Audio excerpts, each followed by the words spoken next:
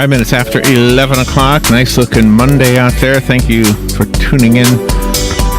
Mitali Perkins is on the phone. Mitali is an advocate for fighting poverty and injustice. It's kind of interesting, kind of coincidental that Mitali is on following the folks from our local public policy institute talking about homelessness.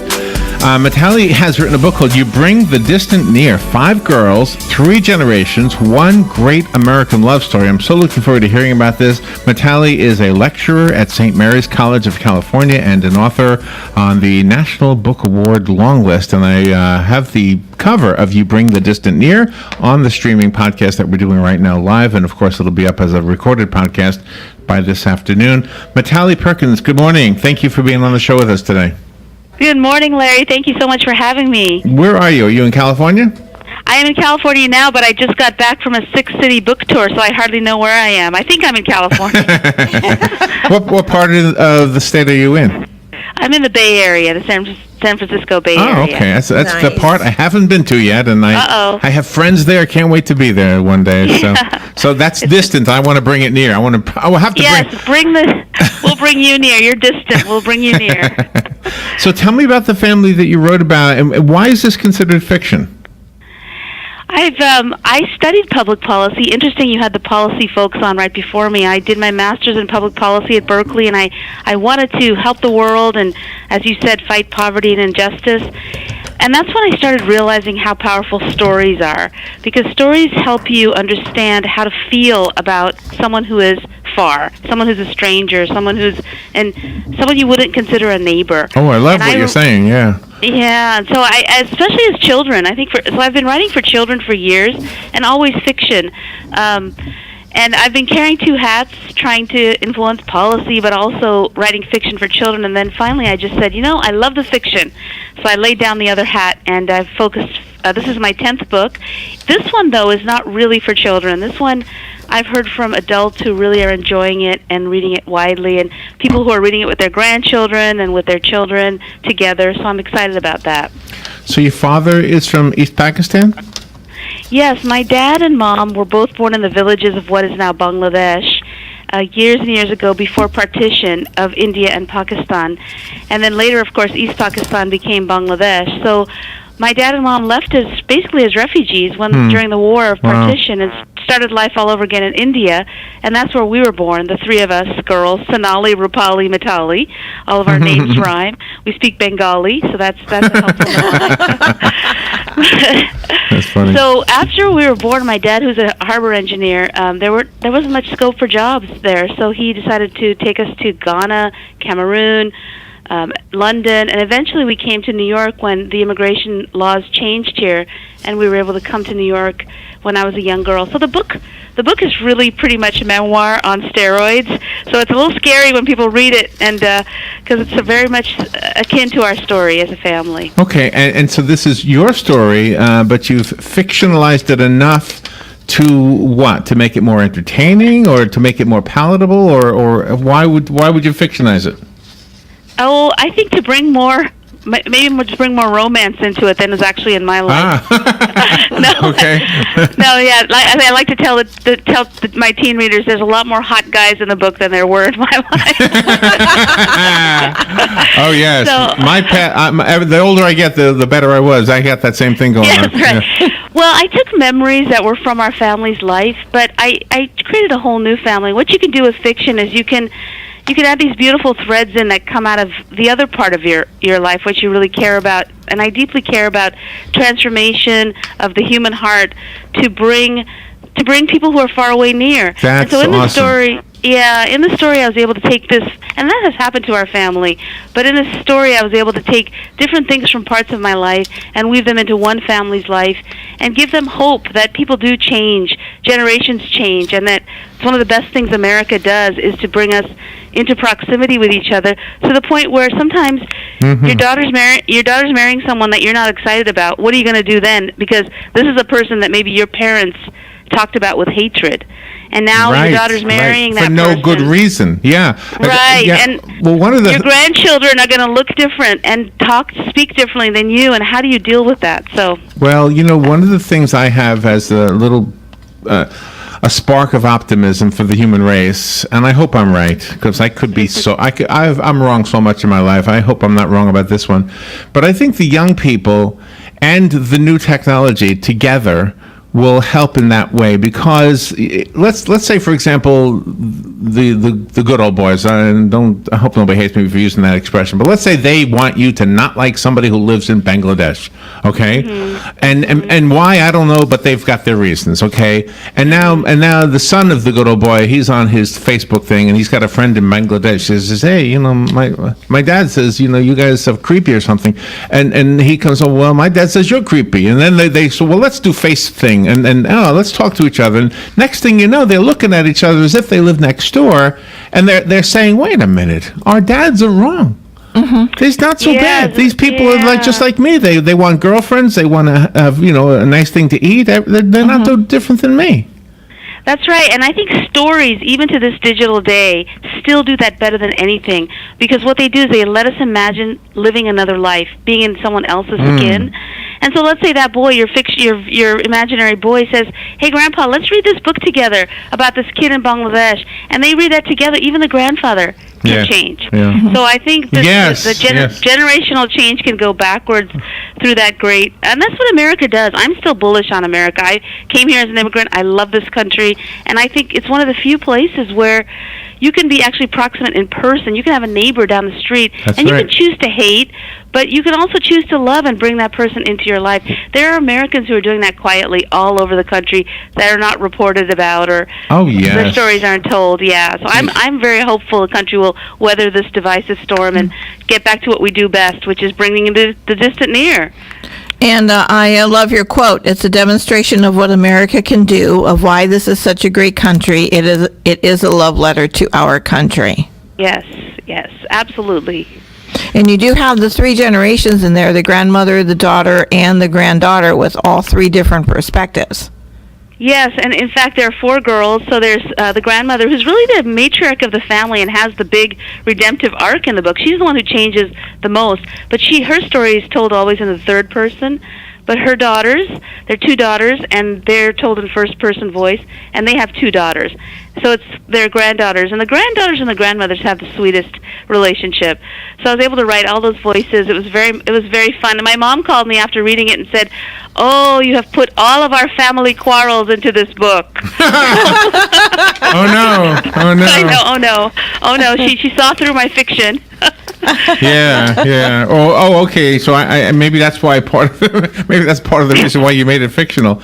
Well, I you live in a place in San Francisco that is the melting pot of the melting pot.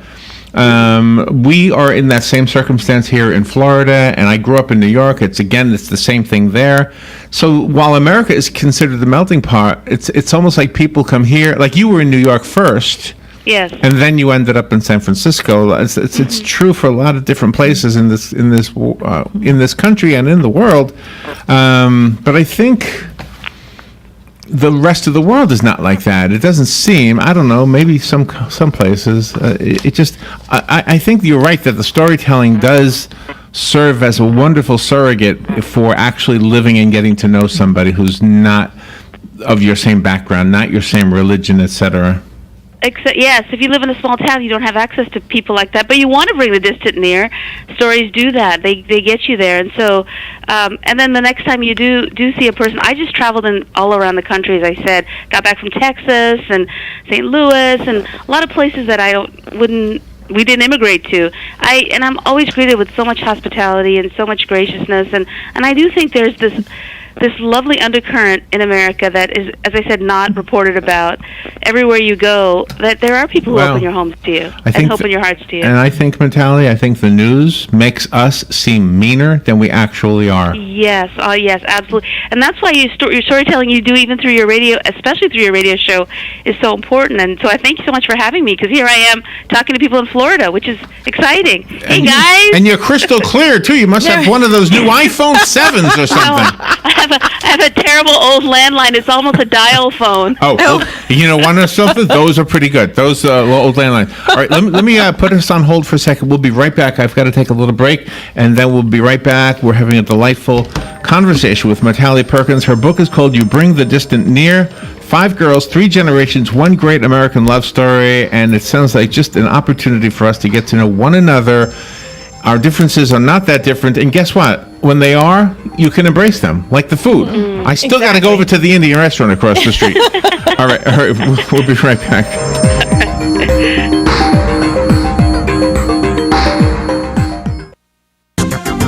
The weather is brought to you by myfwc.com. Safe boating is no accident. On this Monday, intervals of clouds and sun, and very warm but humid with a shower or thunderstorm in the area, high 87 to 91.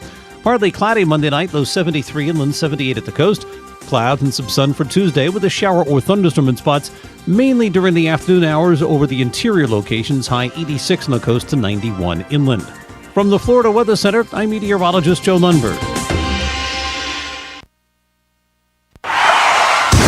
What do I do now? After 911, don't worry, call Fakuri. Fakuri Medical and Chiropractic, treating auto injuries for over 32 years. Same-day appointments, immediate medical attention, all under one roof. Don't worry, call Fakuri. Go to bestinjurycare.com. All auto insurances are accepted. Available 24 hours a day, 7 days a week to take your call. Car accident? Don't worry, call Fakuri. bestinjurycare.com.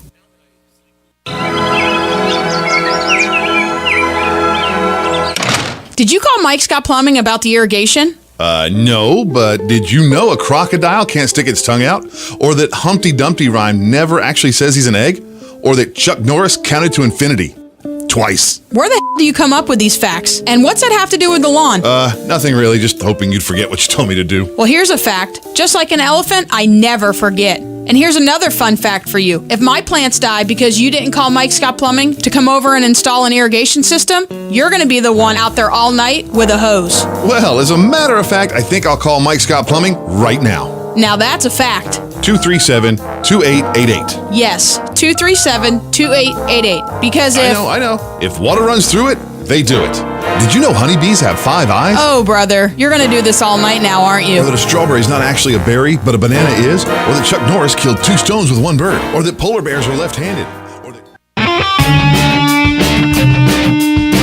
Are you in need of custom screen printing, embroidery, or promotional items? Then look no further and come visit the brand new Legacy Team Sales. LTS is conveniently located off 17th Street next to Armstrong Homes in beautiful Ocala. We offer the best prices and highest quality products for your company, team, school, or nonprofit. Whether looking for screen printed shirts, embroidered polos, or travel team uniforms, you'll be sure to find it at Legacy Team Sales. Come visit our new 27,000 square foot facility. Our friendly and knowledgeable sales staff will assist you in every part of your custom purchase. LTS carries the hottest brands in the industry like Under Armour, Russell, Mizuno, Asics, Badger Sports, Gildan, Pacific, Ogio, and many more. At LTS, screen printing embroidery is done in-house and we guarantee customer satisfaction. Stop by, give us a call, or check us out on the web at shoplts.com. Remember the name, LTS.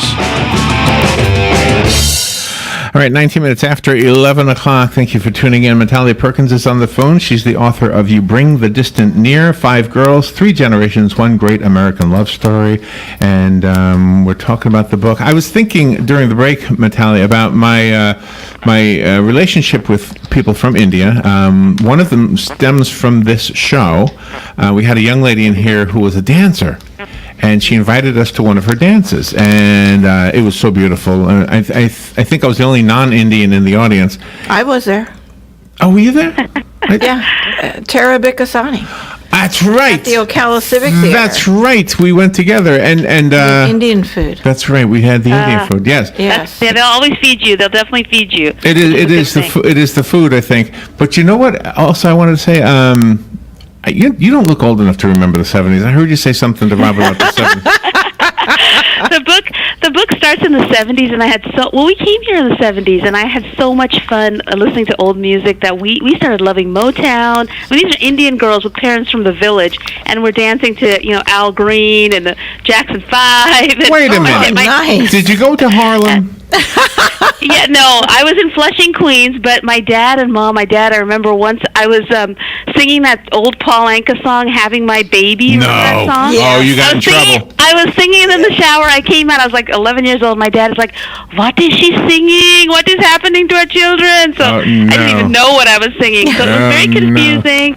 Lots of culture clashes, but it ended up being, we ended up really weathering the storms and drawing closer together as a family. Are you the voice on the audio book?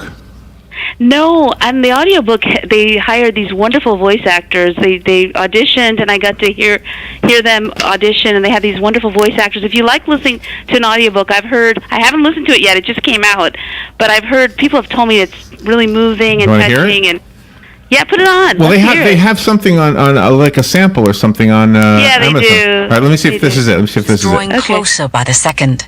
Faster and faster she goes, churning the chlorine into the air.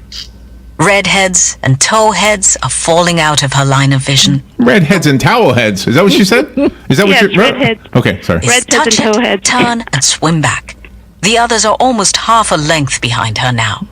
She's going to win. She's going to beat them all. But just before she reaches the wall, she sees a tilted dome of red perched beyond it. Her mother is squatting at the edge of the pool, one arm outstretched toward the water. The hem of her sari is wet. Sonia senses what's about to happen. She tries to slow her momentum through the water, but it's too late. Her mother catches hold of the white plastic ring and hauls it to the edge. Sonia fights, bracing her feet against the wall, but the pull is too strong. Her mother's hands grip her tightly under her arms, and her body slides up out of the pool, out of the ring. Wow. You are a very visual writer. I could picture that. Oh, that's a high compliment. I love the five senses. That's one of my favorite things about writing is putting people and myself right in a scene, right in a memory. Yeah, so the book starts in Ghana, actually. That scene happens in Ghana, and the British accents are because we had British accents back then. And then the accents change as they become more American, yeah. Your family seems to have had any choice of country to reside in the world, yet your family chose America, and that really is a huge testament to America and the American people that live here. Yes, you see it all around the whole world. There are people lining up in long lines to try for a chance to come here still. And so it is, like I said, I'm hopeful that this can be the place. You know, the Statue of Liberty walking through the water, she has her foot up because she's walking out toward people. And that's what this country was built on. So I'm hoping we'll get back to that mission. Wow, your book is doing really well. Amazon is showing me that you have a couple of really good milestones on here. Number 3 in teens literature and fiction. That's pretty good. Number 5 in teens literature and fiction for social and family issues. And number 50 in humorous. Wow, you're in the humorous category. I know, isn't that fun? I love that. I think humor in a book is just the greatest gift. So I tried to make people laugh, but people have said they laugh and cry, which is really nice. I think our culture is very emotional and passionate.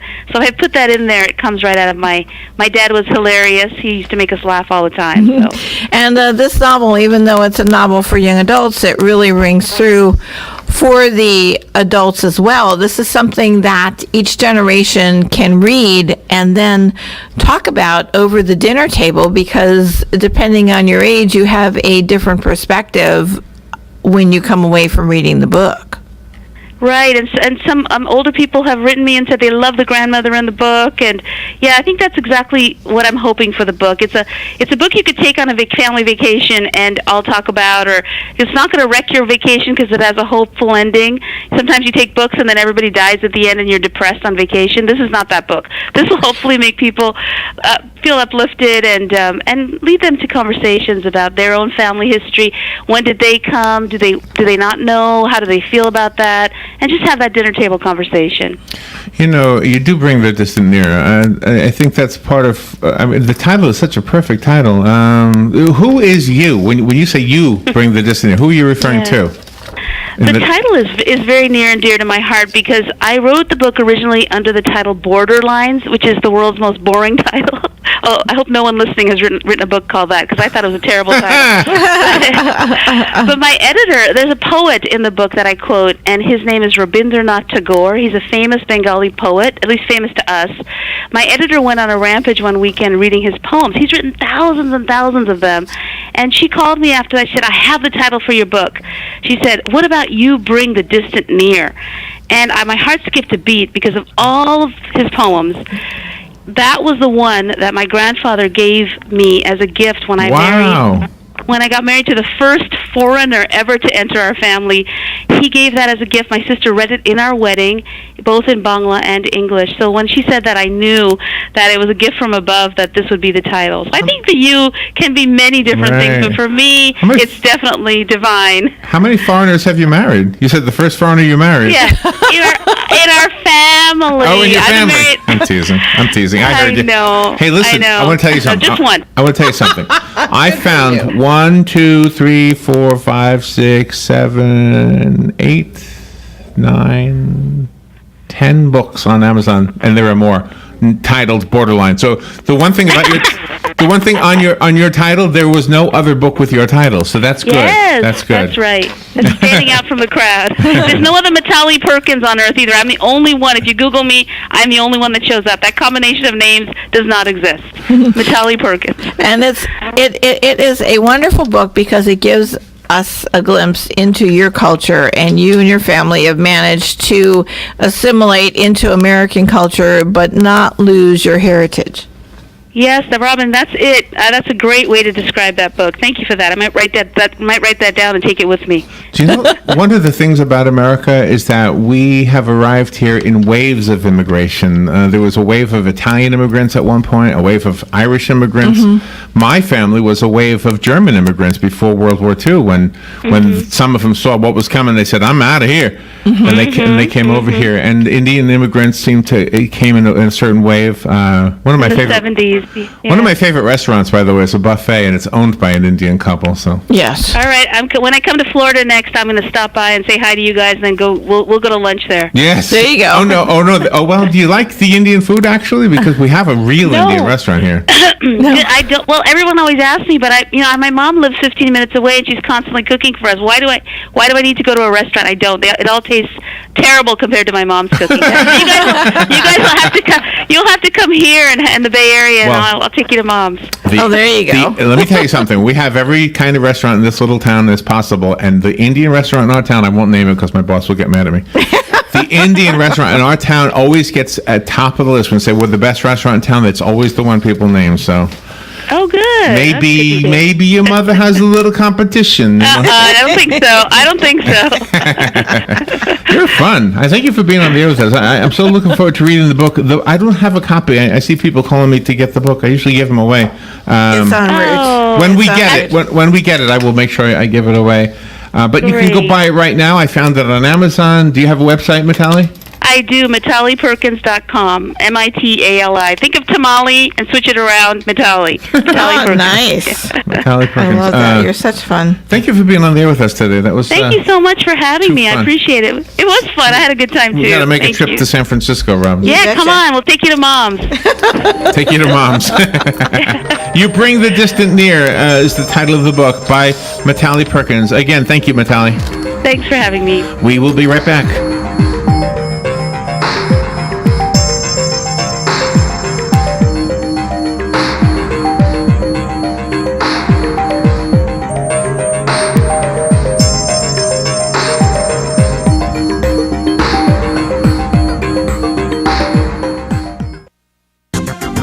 The weather is brought to you by myfwc.com. Safe boating is no accident. On this Monday, intervals of clouds and sun, and very warm but humid with a shower or thunderstorm in the area, high 87 to 91. Partly cloudy Monday night, low 73 inland, 78 at the coast. Clouds and some sun for Tuesday with a shower or thunderstorm in spots, mainly during the afternoon hours over the interior locations, high 86 on the coast to 91 inland. From the Florida Weather Center, I'm meteorologist Joe Lundberg.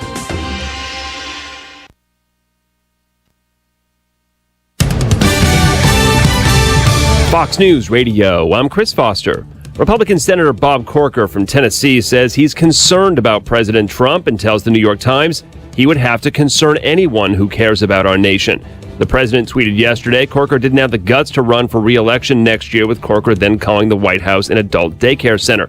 White House counsel Kellyanne Conway says those attacks only help the mainstream media and the president's detractors. It adds to their ability and their cover to speak about a president of the United States, the president of the United States, in ways that no president should be talked about. She was on Fox and Friends this morning. Richard Thaler from the University of Chicago wins the Nobel Prize in Economics. It comes with $1.1 million. I will say I will try to spend it as irrationally as possible. He studies psychological effects on economic decisions. Fox News, we report, you decide. The largest custom window covering company in North America